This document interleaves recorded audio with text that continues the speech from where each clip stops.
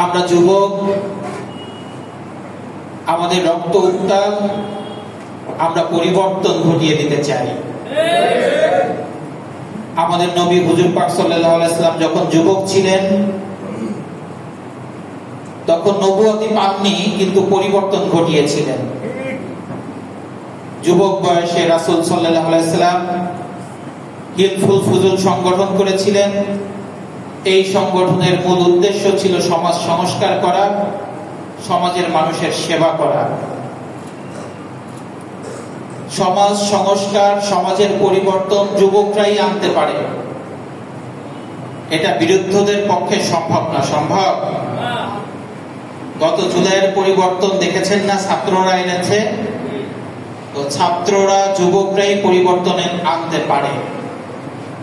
সামনে দেশের যে পরিবর্তন, কাঙ্ক্ষিত পরিবর্তন দরকার, এই পরিবর্তন আমরাই আনবো ইনশাআল্লাহ। এজন্য আমাদের ঘরে বসে থাকলে হবে না। আমাদের নবী হুজুর পাক সাল্লাল্লাহু আলাইহি ওয়াসাল্লাম যেমন হিলফুল ফুজুল সংগঠনের মাধ্যমে সমাজের সংস্কার করেছিলেন, আমাদের আজকে সমাজের সংস্কারে নামতে হবে। সমাজের মধ্যে কোনো চাঁদাবাজি থাকবে না, সমাজের মধ্যে কোনো বৈষম্য থাকবে না, সমাজের মধ্যে কোনো জুলুম থাকবে না, সমাজের মধ্যে কোনো দুর্নীতি থাকবে না। সমাজের যুবকরা নেশাদ্রব্য পান করবে না, সমাজের যুবকরা ইফটিজিং করবে না। এই সমাজের পরিবর্তন আমাদের কি আনতে হবে? ঠিক কি ঠিক না ভাইরা? এই পরিবর্তন আনতে হলে সমাজের যুবকদেরকে ইসলামী যুব আন্দোলনের ছায়াতলে এনে চরমোনাই পীর সাহেব এর সান্নিধ্যে নিয়ে যে তাদের রুহানিয়াতের উপরে, তাদের আত্মশুদ্ধির লাইনে মেহনতের অন্তর্ভুক্ত করে তাদেরকে সোনার মানুষে গড়ার দায়িত্ব, জিম্মাদারি আমাদেরই হাতে নিতে হবে। এই জন্য সামনে চরমোনাই মাহফিল আসতেছে। আজকে আমরা চুয়াডাঙ্গা জেলার বিভিন্ন থানা থেকে, বিভিন্ন ওয়ার্ড থেকে আমরা যুবক ভাইরা এসেছি।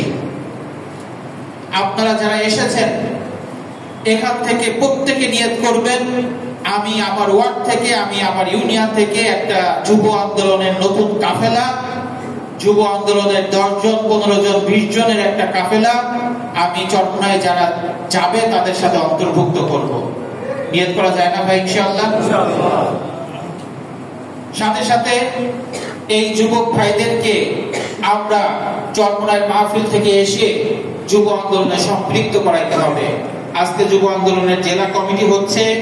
চরমোনাই মাহফিল থেকে আসার পরেই রমজানের আগে আমাদের সব থানা কমিটি গঠন করে ফেলতে হবে, এবং রমজানের মধ্যে ইফতার মাহফিল হবে প্রত্যেক ইউনিয়নে, এবং ইফতার মাহফিলের সাথে প্রত্যেক ইউনিয়ন কমিটিগুলো হয়ে যাবে।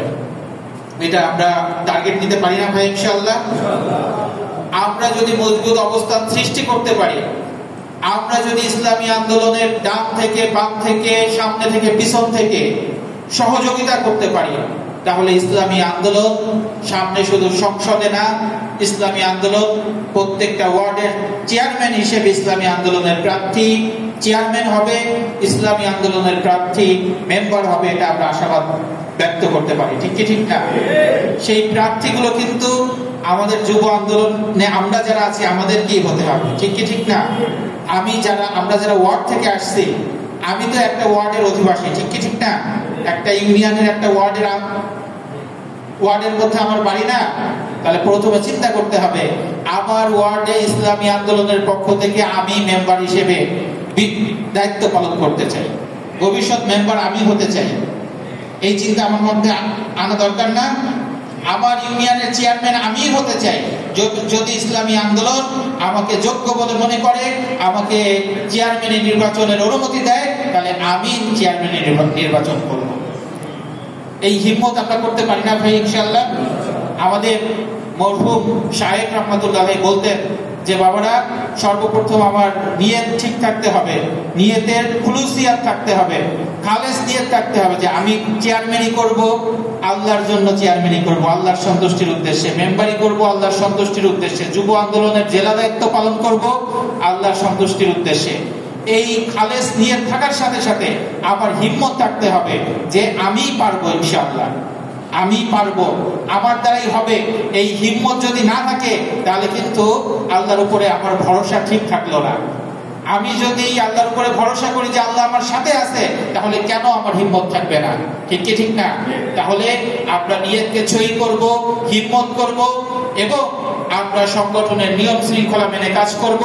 ইনশাআল্লাহ সামনের দিনে আমরাই সমাজের নেতৃত্ব দিব। ঠিক আছে না ভাই? ইনশাআল্লাহ। এই কারণে সমাজের মানুষের খাদেম হয়ে যেতে হবে।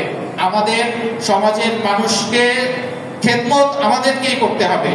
হুজুর পাক সাল্লাল্লাহু আলাইহি ওয়াসাল্লাম যেমন সমাজের মানুষের খেদমত করেছেন, আমাদেরও খেদমত করতে হবে। আমরা সমাজের মানুষের খাদেম হয়ে যাওয়ার জন্য তৈরি আছি না ভাই? ইনশাআল্লাহ। আল্লাহ পাক আমাদেরকে বুঝার এবং আমল করার তৌফিক দান করুন। গত সেশনে ইসলামী যুব আন্দোলন জেলা কমিটি যে দায়িত্ব পালন করেছে, আমরা তাদেরকে মোবারকবাদ জানাই এবং সামনের সেশনে যে যারা দায়িত্বে আসবেন, গত সেশনের থেকে আরো অনেক বেশি গুণ হিম্মতের সাথে, খুলুসিয়াতের সাথে এবং আরো দুর্বার গতিতে যুব আন্দোলনের জেলার কার্যক্রম পরিচালনা করতে হবে।